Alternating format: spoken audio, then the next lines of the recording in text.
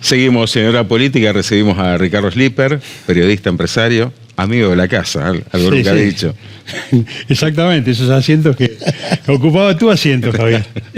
¿Cómo estás? ¿Qué tal, Ricardo? Un gusto, bien. Un gusto que nos acompañes. Muchas gracias. Bueno, estamos la Argentina en shock, un shock más, en este caso centrado en la figura del expresidente Alberto Fernández, con esta denuncia de violencia de género contra la ex primera dama Fabiola Yáñez, y un antecedente que no es tan cercano, por lo menos para lo que es la República Argentina, ¿no? Yo te diría que no hay antecedentes en el mundo.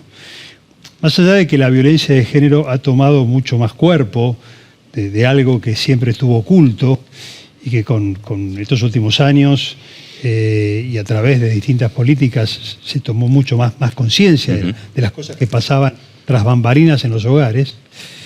Yo no conozco ningún antecedente a nivel, como siempre Argentina se destaca, ¿no?, para estas cosas, a nivel mundial de que quien ha sido presidente de la República haya protagonizado cosas así. Porque ha habido, este tema de Bill Clinton en su momento, ¿no?, las cosas que pasaban en el despacho Oval, aquellas infidelidades que comentaban de John Kennedy, o aquel rey de Inglaterra, Eduardo VII, que abdicó. O Carlos Menem y sus aventuras. O Carlos Menem en su momento con Olivos y todas estas cosas. Inclusive echándola a Zulema Fátima Yoma de la residencia a través de militares. La echó el jefe de la casa militar. Pero esto es de terror. Lo que ha pasado, porque además he escuchado algunas voces que intentaron esbozar alguna defensa. Digo, ninguna mujer como Fabiola Yáñez se va a inmolar de esa manera denunciando algo que no fue, que no pasó. Porque la verdad es que ella ha quedado en un lugar tan complicado. Imagínate lo que es empezar a contar todo lo que le pasó. Y las cosas que vimos todos el otro día en las entrevistas que se han publicado, la que hizo Infobae en particular.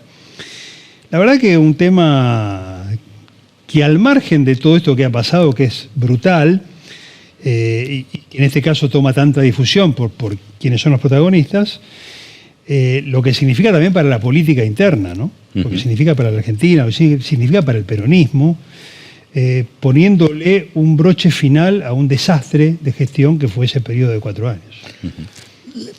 Ricardo, toda esta situación que se produjo en torno a Alberto Fernández no hace más que volver a pegarle la línea de flotación a los sectores que se autodenominan progresistas, porque lo único que hace este episodio es reflejar la hipocresía del poder, fundamentalmente con la violencia de género.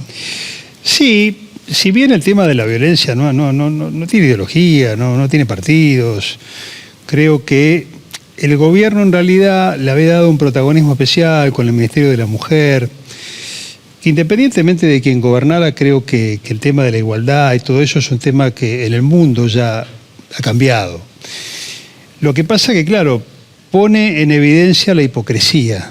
Cuando vas viendo, porque claro, el archivo está, y vas viendo los discursos de Alberto Fernández respecto a la mujer y respecto a la igualdad de género y respecto a esto, decís, pero este tipo al final era un chanta. Siempre aquella figura del hijo de Tato, que hablaba del vendedor de autos o hablaba del mozo del bar, ¿viste? Todas estas figuras que hacían de Alberto Fernández, del típico chanta argentino, bueno, lo demostró, un hipócrita, absolutamente.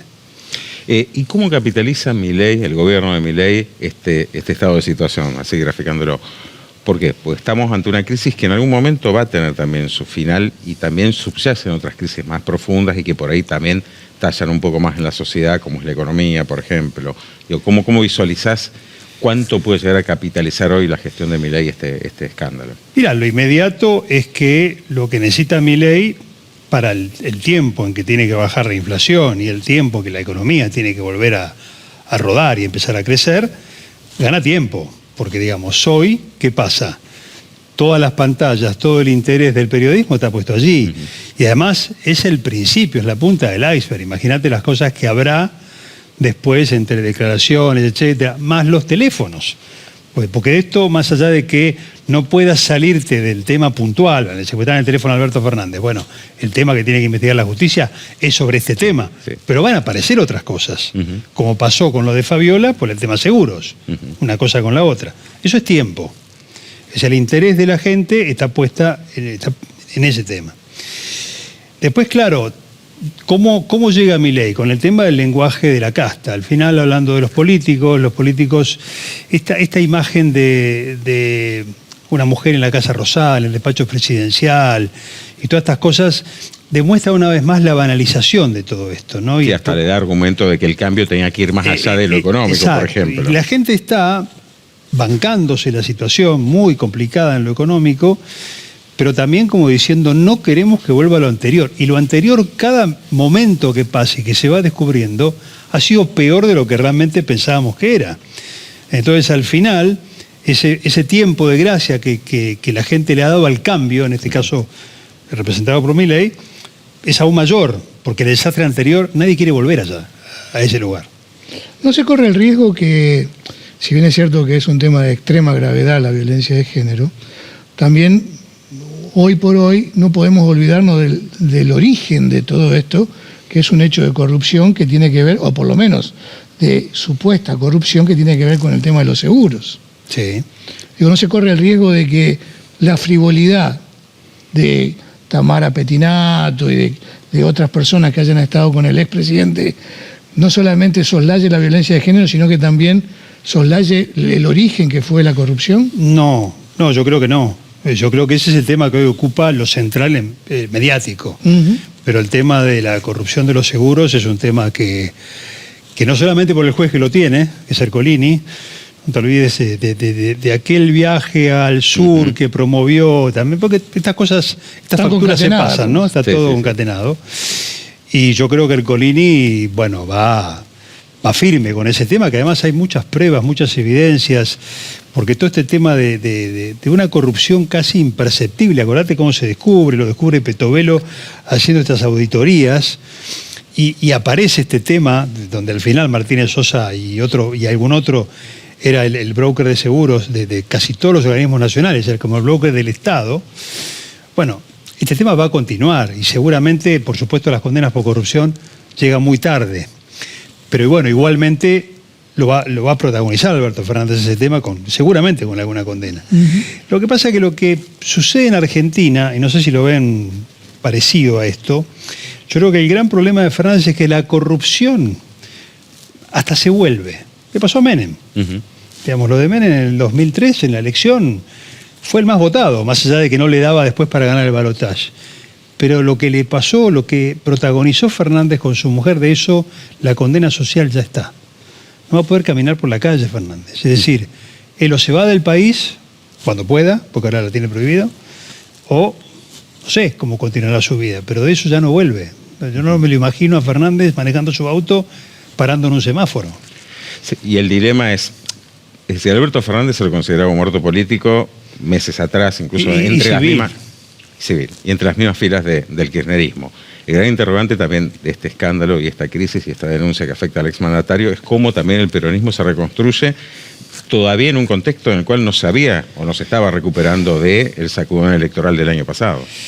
Yo creo que el peronismo está como estaba con otro contenido en aquella época, está como estaba cuando pierde la elección con Alfonsín.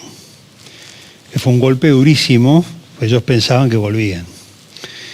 Y le costó reconstruirse. Acordate de lo que fue, bueno, termina Cafiero siendo el que reconstruye y que además gana después la elección en el 87.